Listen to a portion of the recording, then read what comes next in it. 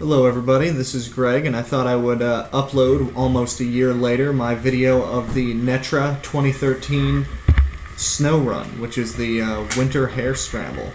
Now, it comes to you a year later because I actually lost my GoPro, as you will see, very shortly, rather early on, just at the end of the first lap. And I just got it back, thanks to New England Dirt Bikes, people actually finding and sending back a camera a year frickin' later. How cool is that?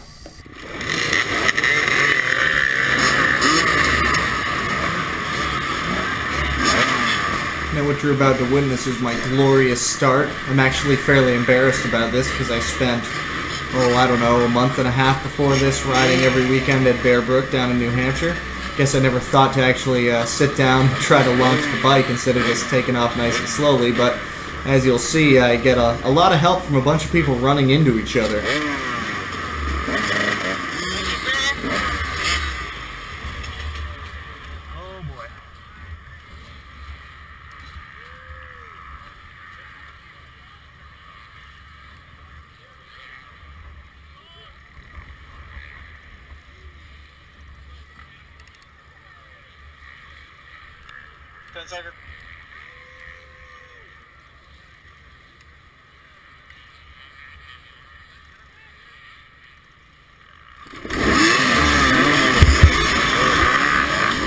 Alright everybody, look left.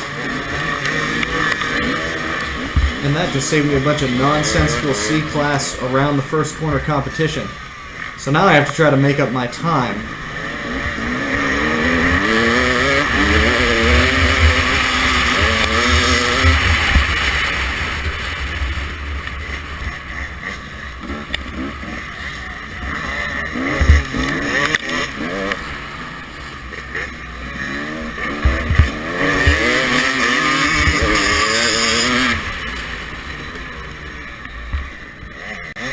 So I might be passing these people, but if you take a close look, you can see a shadow that keeps creeping up behind me.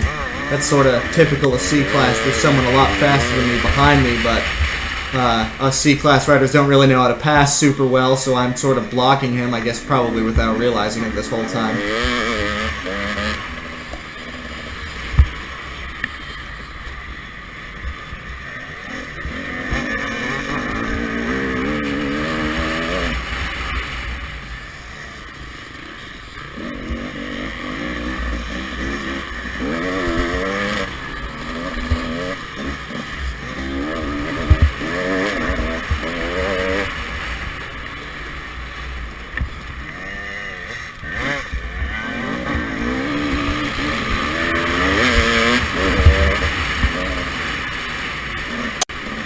So this field track was really fun the first time, and then never again. Despite losing my GoPro pretty soon here, I stuck it out for the whole race, and my god, did this thing turn into a rutted mess.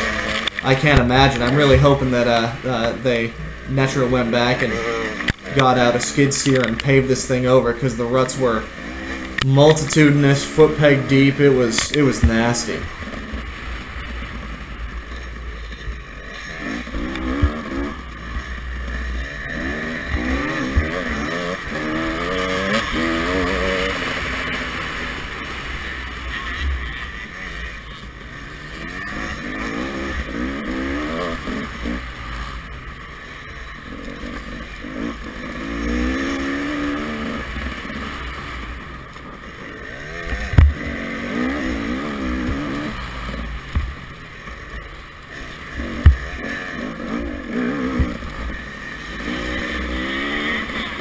So this is funny. There's this little jump right here. I saw this in a J-Day video, and when I saw it, I was like, oh, I remember this thing. What I didn't realize is the sharp left-hand turn right after it. So the fast guy gets out from behind me. In the meantime, get in front of two other people, which isn't too bad. But this guy, I try to hang with him. We'll see how long I can actually stick it up. I make some mistakes up here.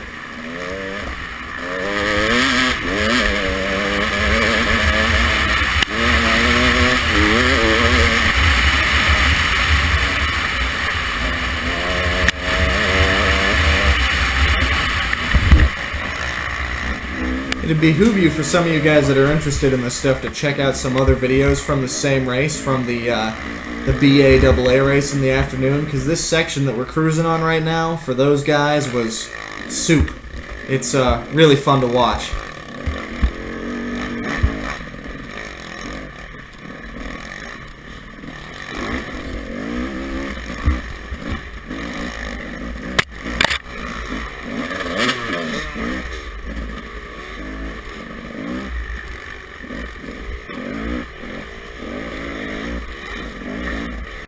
If it looks like I'm not being aggressive enough in this situation, it's because I'm not. Really need to learn to step up my game when it comes to passing people.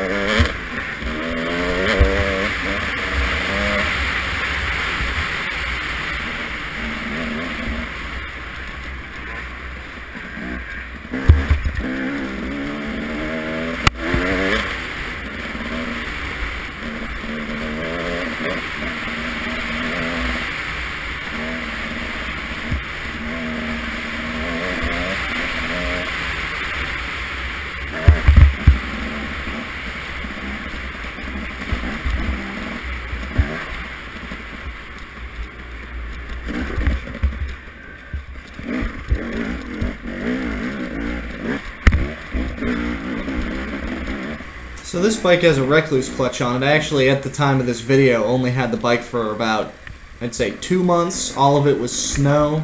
The nice thing about the Recluse is that, you know, the spikes give you some really serious traction in some places, and other places you might get almost no traction at all, and sometimes it's really hard to tell when those places are. The Recluse allows you to be lazy with what gear you're in a little bit, although you can't burn your clutch up, but it makes it nice. You can cruise around at low RPMs to keep the wheels spinning at a manageable rate.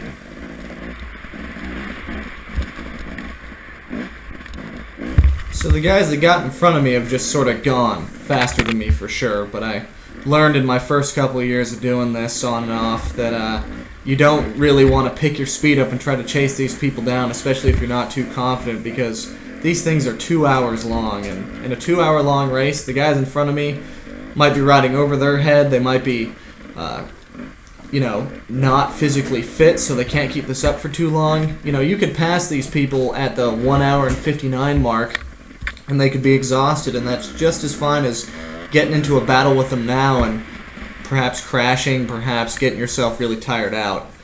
So I learned a while ago, race your own race.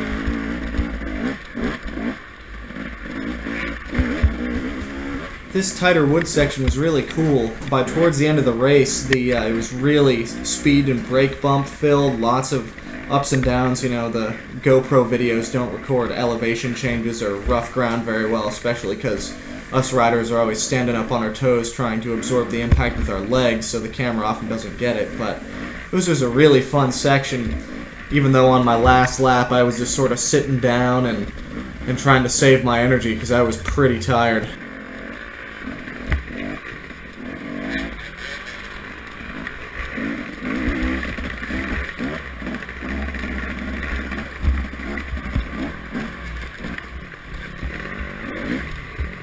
It's always a dilemma when you get into situations like this. You're behind a line of people, you caught up to them, they got to start a line ahead of you.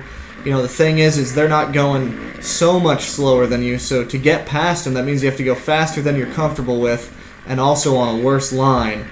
It's always pretty tough. Always have struggle in these situations, especially in a snow race like this, where I'm not too comfortable with the traction I got.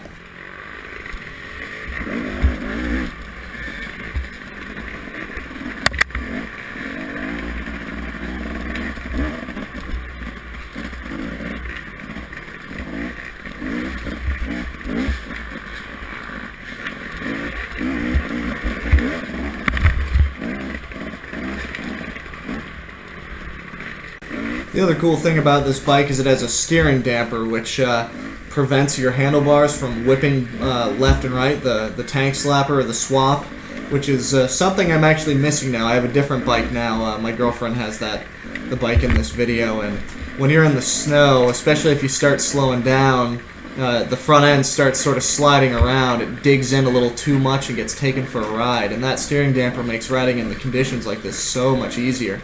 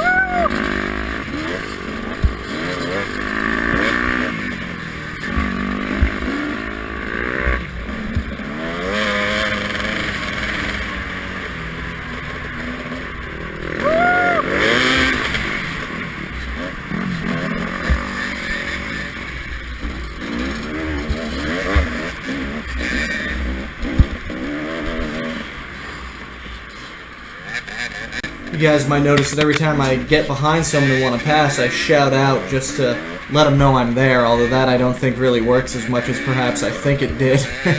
But, you know, the best thing to really do is pop up inside them and show them a wheel, because then it might even scare them a little bit and make them move out of line, and you can get around them.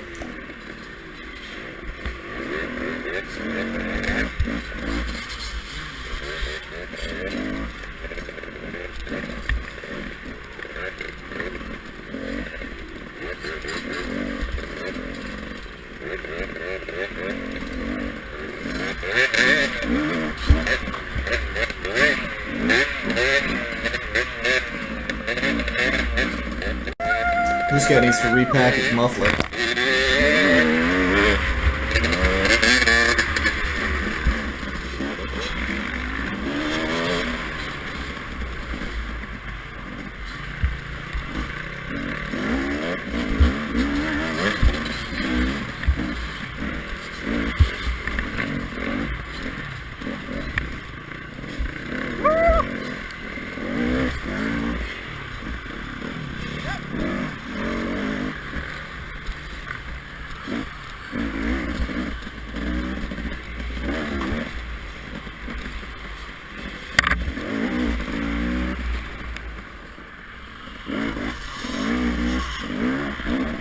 So I just want everyone to know there's a lot of dirt on the ground, which is new. The past two snow runs before this, there was a lot of snow on the ground, and This stuff ruins your Trelleborgs. After this race, I had a lot of cracks where I did not have before, allowed my spikes to bend out of their little hole. So be careful when you're doing this stuff if you value your tires.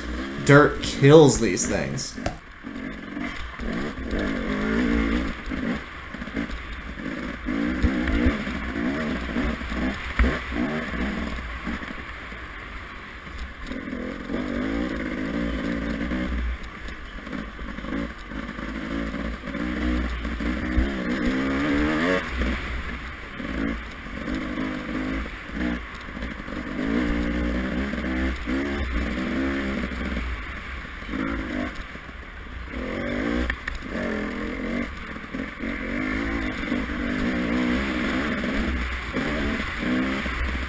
So that's it for the woods loop. Not a lot of elevation change, but a lot of bumps. This is back in the field track. This turns into huge ruts by the time we get through, but I'm about to do the deed and lose my camera for on the order of 10 months.